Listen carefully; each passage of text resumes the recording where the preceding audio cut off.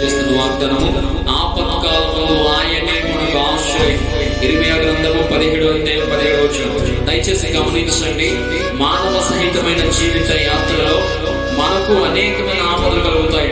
ఆ ఆపదలు ఏ విధంగా కలుగుతాయో, ఎలా కలుగుతాయో ఇప్పుడు వరకు నీ జీవిత యాత్రలో నువ్వు ఎక్స్పీరియన్స్ చేసి ఉంటావు.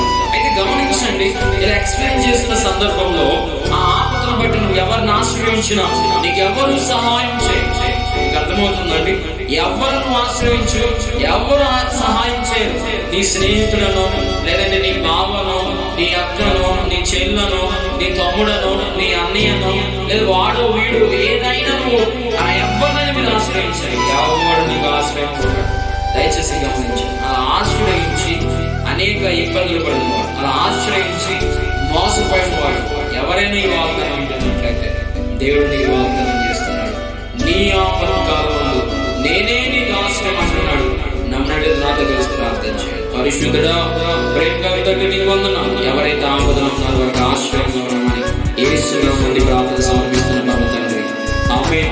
Praise the lord. God bless you. Nice day. త్వరలోనే నీకు దేవుడు ఆశ్రయం కలిగించబోతున్నాడు. ఆమేన్.